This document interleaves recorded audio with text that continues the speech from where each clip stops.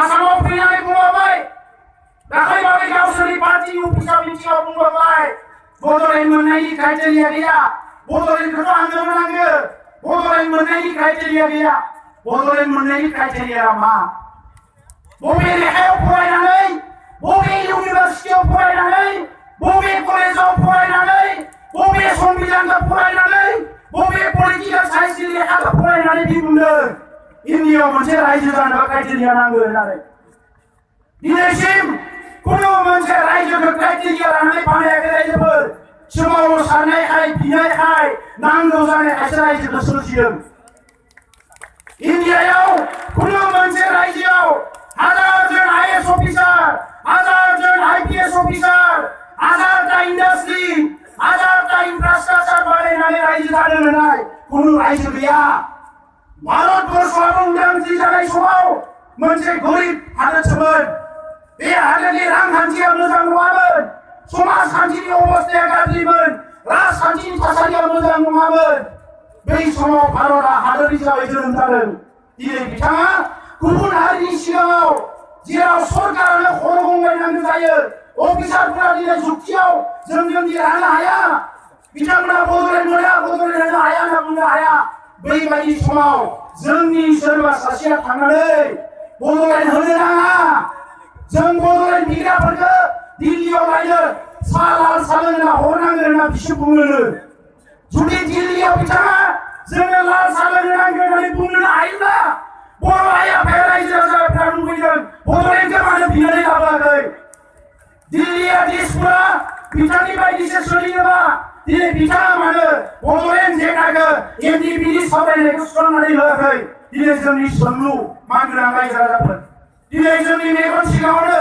गोरिब गुन्द्रा जोंनि फंबायफ्रा जोंनि बिनानावफ्रा गुजरात हारियानायाव थांनानै मालायनि बान्दा बैनो गोनां जादों लेखा फरायनो थाखाय लेखा मोनाखै थाखा फैसा गैया बेराम नायजानो हायाखै न' गंसे मोजां लुनानै लानो हायाखै बेसेबा गोरिब गुन्द्रा बेबायदि समाजखौ बिथांमोना दिनै थगायनो हमदों दा नङाय रायजोफोर बावैसो बेंटलाव मिटिं लानानै बिथाङा बुंदों आं लायनो एनडिपिनि फैसा हांग्रासोमोन आङो बुंनो नागिराखै बिथाङा मामोन आं एनडिपिनि फैसा हांग्राबा एनडिपियानो बुंगोन एनडिपिनि दैदेनगिरिफोर दङ बेवहाय आं बिथांमोनखौ सनमान होयो बर'नि रिभलिउसनारिफोरखौ सनमान होयो बिथाङा गावनि उनथिंनि जारिमिनखौ नाय बिथाङा बबे न'खराव रुपानि सामुस हरनानै जोनोम जानाय खोथा बुंनाया फुङाव मोनसे बुङो मोना मोनसे बुङो खोथाखौ टिभियाव खैबार सोलायनो हिसाब गैया जकार बायदि मिनिजायो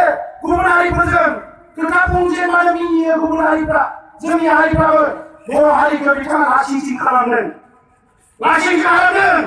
बर' हारियाव दिनै लेखा रोङै मानसिनि अभाब गैया प्रफेसार स्कलार पिएइचडि लानाय मानसिनि अभाब गैया लेखा गोरों मानसिनि अभाब गैया दिनै बर'नि रिसार्च सेन्टारफ्राबो नेशनेल इन्टारनेशनेल एवार्ड मोनबाय बेबायदि हारियाव दिनै बेबायदि सासे मानसिया जबकार जानानै दिनै जोंखौ माबायदि लासिंसिं खालामो दा बेनिखायनो रायजोफोर आं खावलायगोन हारिया दिनै जोंहा गोख्रों जानांगोन दुलाराय बर' फरायसा आफादनि सोमावसारनायाव जोङो थि खालामदों जौ जुवाया जोबनांगोन बे मेलाफ्रा मेट्रिक परीक्षा होदों मेला होग्राया सोर नागिरनानै थाङोबा नुगोन नोंथांमोना बिथांमोननिनो सोरबा जागोन मेट्रिक परीक्षा जाबाय थादों जुवा होनांगौ जौ होनांगौ जौजोंनो जोंहा न'खरा गेलेजोब्बाय आइजोफ्रा अन्थाइ फुख्रिनो गोनां जाबाय आइजोफ्रा दिनै राजा लामायाव फैनानै खामानि मावफैनो गोनां जाबाय मानो फिसाइफ्रा जौ लोंनानै दिनै गोरलां गोथां जाबाय देहाया नोरजिया जाबाय जों बुंदों एनडिपि एबसुआ जौ बन्द जानांगोन जुवा गेलेनो जुवाखौ सोर गेलेयो जुवा गेलेनानै मा जायो सोर साबेसे बर' मानसिया जुवा गेलेना माहाजोन जादों नोंथांमोनानो बुं दिनै सोरबाया हाजिरा मावनानै फैसा मोनदों माइरं बायना लांनांगौ गथ'नो गाइखेर बायना लायनांगौ लेखा बायनांगौ जुवा गेलेनानै 300 टाका 500 टाका थांबाय न'खराव माइरंआ सहैया जों मिथिहोयो दा दिनै बेफोरबायदि लिडारफोर बेफोरबायदि मानसिफोरखौ सिनायनायनि सम जाबाय रायजोफोर दा बेनिखायनो आं बारा गोलाव खोथा बुंनो नागिराखै बड'फा उपेन्द्रनाथ ब्रह्मआ मा लुबैदोंमोन बयजोंबो सिनाव होजानाय मान होजानाय अनजानाय रेसपेक्ट खालामजानाय मोनसे सोद्रोम गेदेमा बर' हारि बेखौसो गथ' गथाया लुबैदोंमोन। दा बेनिखायनो साफ्रोमबो बर' फिसानि बिबान बर' हारिनि सासे सासे सुबुङा गेरेमसा जानांगोन, गोग्गो जानांगोन, लेखा सोलोंनांगोन, आखल आखु दानो हानांगोन। जौ जुवाजों गोदोबा जानाय नङा। ओरैनोबो जोंनि सुबुं अनजिमाया खम जाबाय। क्वान्टिटिजों जों देरहानो हानाय नङा रायजोफोर, ओंखायनो क्वालिटिजों देरहानांगोन। ओंखायनो सासे बर' फिसाया बियो भुटान बर्डारावनो जोनोम जा, क'क्राझार नोगोरावनो जोनोम जा, जोङो लेखाखौ सोलोंथारनांगोन। आं बिमाफोरखौ खावलायगोन, गथ'फोरखौ आखल आखु दानायनि खामानि माव, लेखा सोलोंनायनि खामानिखौ नोंथांमोना जाहाथे गोहोजों खालामा, एंगारा। लेखा सोलोंनायखौ बयबो गोसो हो। जोङो रांखान्थियाव जौगानांगोन। मालायफ्रा फैनानै जोंनि सेर सेर बेसेबांबा जौगाबाय। बेफार फालांगिया जोंनि आखायाव गैया। जोङो दिनै रांखान्थियाव जौगानो हायाखै। आबादखौ खेबसे मावो खेबसे मावा।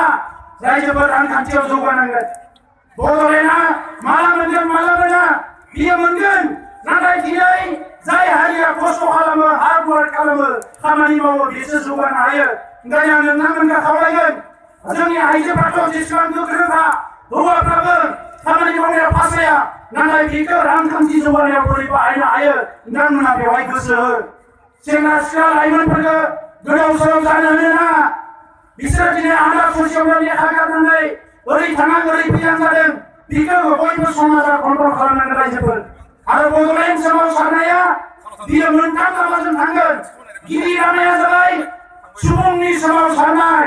आरो बे सुबुं सोमावसारनायखौ जोङो हिंसा खालामनाय जायाखै। हिंसा खालामबा नोंथांमोना नुदों माबायदि जायो। हिंसा खालामग्राखौ मोजां मोना।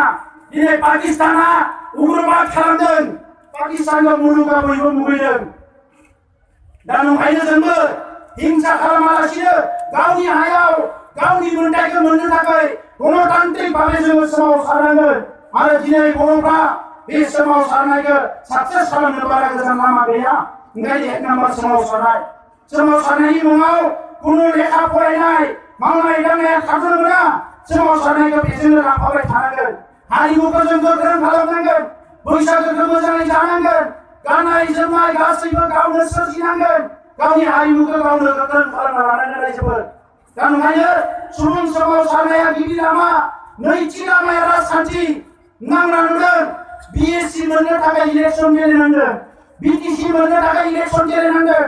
ओंखायनो एबार नैबे बड'लेण्ड जेंनाखौ सुस्रांनो थाखाय फैगौ 2019 मायथाइयाव जोंनि सोमावसारग्रा हान्जा एबसु, NDPP, NDEP, UPPL, people's election committee आरो गोबां आफादफोर खौसे जानानै 2019आवबो इलेक्सन गेलेनांगोन। जोंनो MP नांगोन दिल्लीयाव। बिथांमोना जोंहा बर' MP दङमोन। जोंनि राजखान्थि हान्जानि बड'लेण्ड दाबिखौ लानानै बिथांमोना खोथा फंसेबो बुङा।